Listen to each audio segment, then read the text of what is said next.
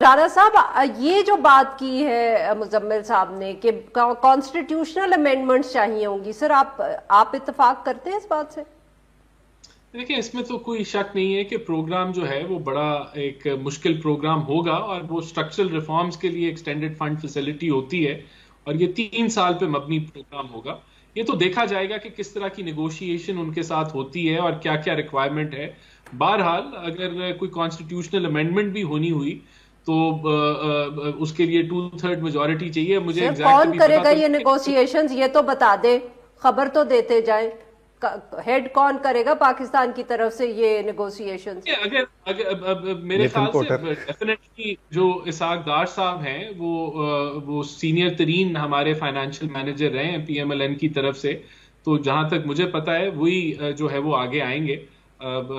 لیکن اس کا فائنل فیصلہ تو جو ہے وہ میاں نواز پھر تو اللہ تعالیٰ خیر ہی کرے. رانا صاحب وہ ایک ریویو تو 10 مہینے میں کرا نہیں سکے تھے، تو اب یہ نیا پروگرام لینے میں کتنا ٹائم لگیں گا؟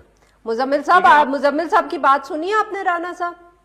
جی لیکن یہ کریڈٹ بھی اسحاق ڈار کو جاتا ہے کہ انہوں نے جو ایک واحد پروگرام پاکستان کی تاریخ میں مکمل کیا جو 13-16 والا تھا، وہ اسحاق ڈار صاحب کو کریڈٹ جاتا ہے کہ انہوں نے آئی ایم ایف کا پروگرام مکمل کیا. اور آپ نے پورا نہیں بولا 2013-2016 ابھی بھی جاتے ہوئے وہ سٹینڈ بائی ایگریمنٹ کا جو 6 منتھ کا پروگرام تھا اس کو وہی بحال کر کے گئے، اور اس کو جتنی اس کی انیشل نیگوسیشن تھی وہی کر کے گئے. تو ڈیفینیٹلی یہ دو وہ جو ہیں ایکسپیرینسڈ ہیں اور آگے بھی، لیکن اس کا فائنل فیصلہ ڈیفینیٹلی میاں نواز شریف کریں گے اور شہباز شریف کریں گے کہ کون جو ہے وہ لیڈ کرے گا. But he is the number 1 candidate.